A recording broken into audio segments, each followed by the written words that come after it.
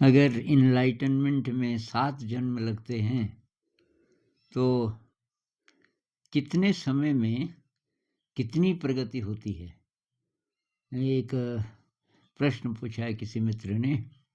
तो वही बुद्धिज़्म में ऐसा बोलते हैं कि अगर आप श्रोतापन्न हो गए, मतलब अगर आपको ये 100% पता चल गया कि मेरा अब यही काम है, मुझे ये प्रकाश की ओर जाना है। न्यूरोलॉजी की भाषा में कहेंगे, मुझे अपने ब्रेन को रीऑर्डर करना है, ताकि जिसको हम हायर इंटेलिजेंस बोलते हैं, उसको मेरा ब्रेन रिसीव कर सके। तो बुद्धिज़्म में कहते हैं कि अगर आपका लक्ष्य 100% ये हो गया कि और चाहे कुछ भी करना पड़े दुनिया में, लेकिन ये हर समय याद रहेगा, मैं इस जगत में आया और हर समय मुझे यही काम करना है। मुझे हर समय अवेयर रहना है, मुझे हर समय प्रकाश की ओर बढ़ते जाना है। तब मैक्सिमम 7 जन्म लगेंगे। हो सकता है एक ही जन्म में काम पूरा हो जाए। ये मैक्सिमम है 7 जन्म। मतलब बहुत ही धीमी गति से भी कोई चलेगा तो 7 ही जन्म लगेंगे। अब ये जो बात है कितने समय में कितनी प्रगति होती है, ये तो बताना बहुत मुश्किल है। ऐसे भी केसेस हैं कि वो उनको कुछ पता नहीं था पहले ध्यान का, और बुद्ध की वाणी सुनते सुनते इनलाइटेंड हो गए। सुनते सुनते, अब कितनी देर बोला होगा उन्होंने, 1 घंटा 1.5 घंटा, इतने में इनलाइटेंड हो गए। उसी तरह ये अष्टावक्र और राजा जनक, तो अष्टावक्र गीता में वो जो सवाल जवाब हैं, उससे ऐसा लगता है कि सुन के ये जो जनक हैं वह इनलाइटेंड हो गए।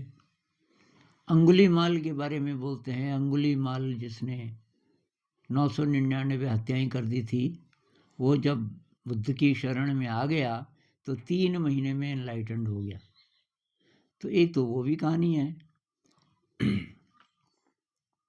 अब ये फ़र्क क्यों है?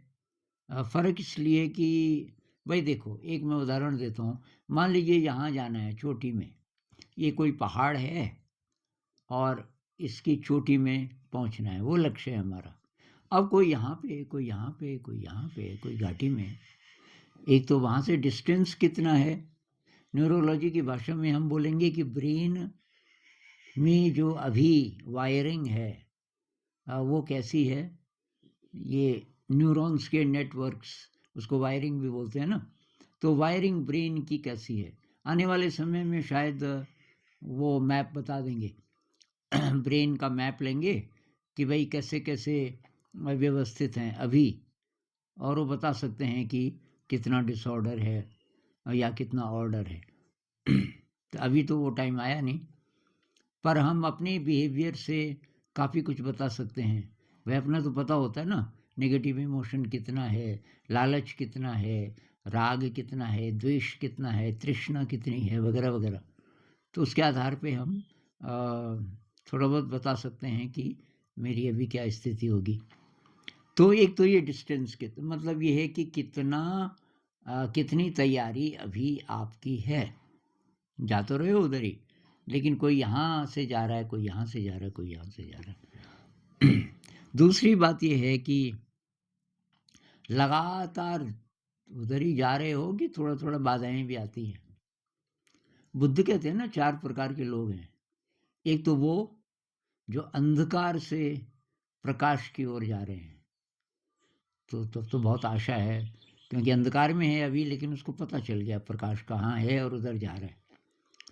कुछ ऐसे लोग हैं जो प्रकाश से प्रकाश की ओर जा रहे हैं, पहले ही बहुत एडवांस्ड हैं, लेकिन अब ये नहीं कि मैं हो गया साहब एडवांस्ड, अभी भी वो लगातार तो प्रकाश से प्रकाश की ओर जा रहे हैं।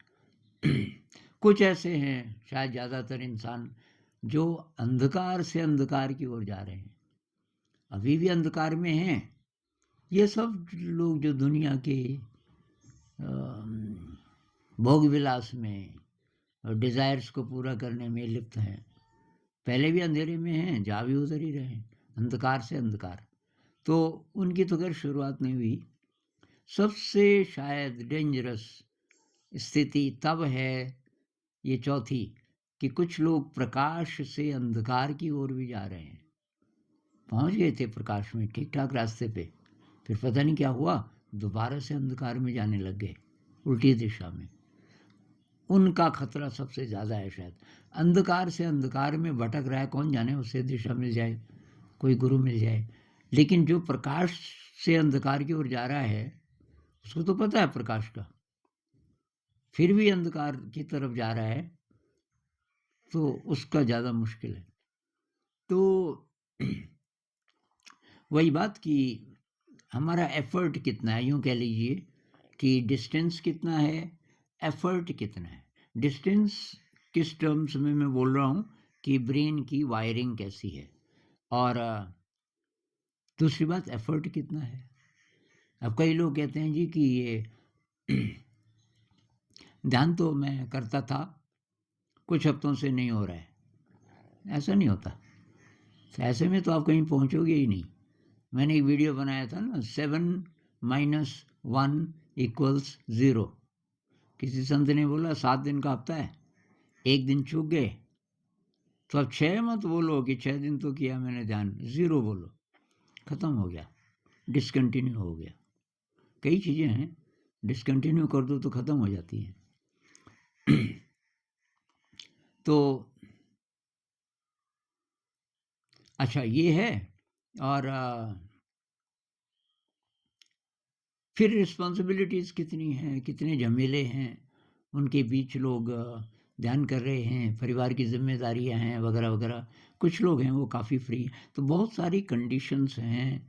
और ये नहीं हम कह सकते कि कोई इंसान लगातार ध्यान कर रहा है पूरे पूरे दिन तो शायद जल्दी पहुंच जाएगा, क्योंकि पूरे पूरे दिन ध्यान तो कर रहा है लेकिन उसकी वायरिंग बहुत गड़बड़ है अभी, तो बहुत टाइम लगेगा उसी को ठीक करने में। कोई दूसरा है जो बहुत कम ध्यान करता है लेकिन वो पहले से बहुत अच्छी स्थिति में है। कुछ ऐसे भी हो सकते हैं जो ध्यान नहीं करते, विधिवत ध्यान नहीं करते, लेकिन वो ध्यान में रहते हैं, पहले की कोई तैयारी होगी। ऐसे लोग हैं जो ध्यान नहीं करते लेकिन बहुत अच्छे इंसान हैं, और उनमें वो सारी क्वालिटीज़ होती हैं जो संत लोगों में हैं, तो वो पहले से तैयार हैं। लेकिन अब अगर वो लगातार आगे नहीं बढ़ेंगे तो अब ज़्यादा प्रगति नहीं होगी। तो ये भाई देखना पड़ेगा, और ये समय नहीं कह सकते। मुझे कई लोग कमेंट में पूछते हैं ना, कितना समय तक ये ध्यान करना पड़ेगा, ये तो बहुत पेनफुल है। अरे भाई पेनफुल है तो तब ये आपके लिए है ही नहीं। समय का तो पूछना ही नहीं था आपने, अगर आपको पता चल जाता। यही है बस रास्ता असली। ध्यान इसलिए नहीं है कि तब आपकी जो दूसरी ज़िंदगी है, जो भी आप जीते हो, वो ज़रा आसान हो जाएगी, बढ़िया हो जाएगी, इसके लिए नहीं है। ध्यान का मतलब ये रास्ता ही दूसरा है, और इस रास्ते पर चलना है तो इस तरीके से आपको अपनी जिम्मेदारियां, सांसारिक जिम्मेदारियां निभानी होंगी कि उस वहाँ बाधा ना पड़े। तो समय का नहीं कह सकते कितना समय में कितना। और ये कभी कंपेयर मत करो कि भाई ये आदमी तो 20 साल से ध्यान कर रहा है, देखो जी इसको अभी भी गुस्सा आता है। अरे भाई 20 साल में कितनी प्रगति हुई होगी उसकी, ये तो हमको नहीं ना पता 20 साल पहले कैसा था। कोई है जो कि 6 ही महीनों में कहाँ से कहाँ पहुँच गया, उसकी पहले की तैयारी होगी। तो कुल मिला करके हमारे लिए काम की बात यह है कि भाई हम लगातार एक तो आगे बढ़ते रहें, एक युक्ति निकालें कि कैसे करके मैं ध्यान में रह सकता हूँ सांसारिक काम भी करते हुए। तो ये तरीके निकालने पड़ेंगे आपको, पोस्टपोन नहीं करना। ऐसे नहीं कि अभी तो मैं जॉब में हूँ, ज़रा जिम्मेदारियाँ हैं, 15-20 साल अब ये झेल लेते हैं किसी तरीके से, और कुछ पैसा जमा कर लेंगे तब ध्यान करेंगे, ये नहीं, तब नहीं होगा भाई। कई फैक्टर्स हैं, तब तक जिंदा रहोगे ये भी जरूरी नहीं। शरीर कब चला जाए, ये कबीर साहब कहते हैं ना, पल में प्रलय होएगी, बहुरी करोई को कब, आज काल करे सो आज कर, आज करे सो अब। अभी अभी जो अभी कर सकते हो उसको पोस्टपोन मत करो। तो ये बहुत ज़रूरी बात है, इंटेंसिटी कितनी है। मोमबत्ती में अगर आप खाना बना रहे हो, आप बोलो है तो है, आग तो है, तो कभी नहीं बनेगी। वो अकबर और बीरबल की कहानी है ना, ये सुना देता हूँ मैं अंत में आपके मनोरंजन के लिए।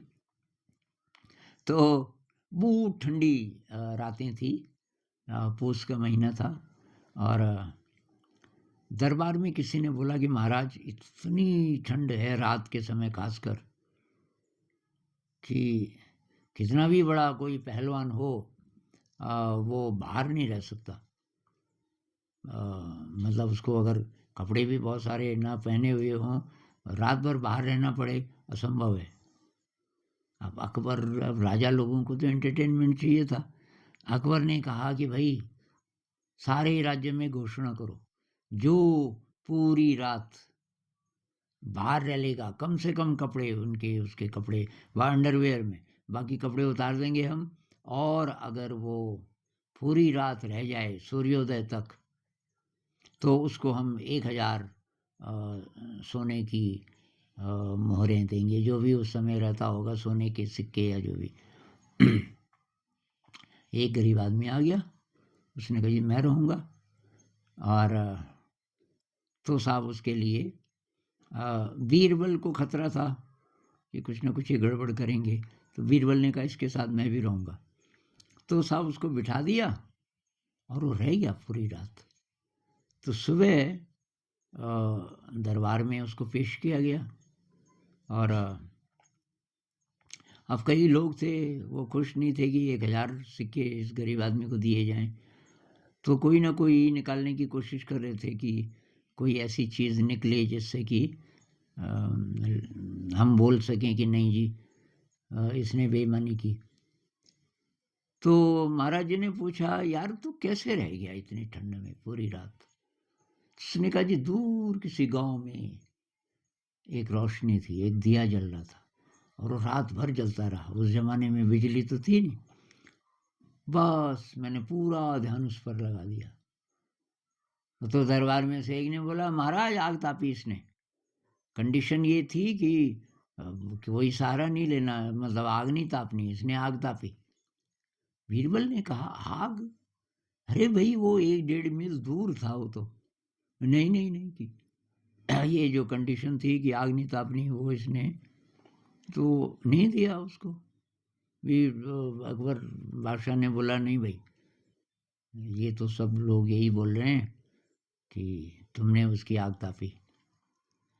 ये बेचारा बहुत ज़्यादा हताश बीरबल की तरफ देखा। बीरबल ने इशारा किया चिंता मत कर, अभी तो जा तो घर, करेंगे कुछ। अब अगले दिन वो दरबार में नहीं गया, अगले दिन कुछ ज़रूरी भी था। अकबर ने मैसेज भी भेजा था जरा जल्दी आना, तो जल्दी कहाँ, वहाँ तो बड़ी देर हो गई। तो एक को भेजा, बीरबल ने कहा यार मेरा नाश्ता नहीं बना, खाना बन जाएगा, मैं खा के आऊँगा ना। चला गया कि जैसे बोल रहा है।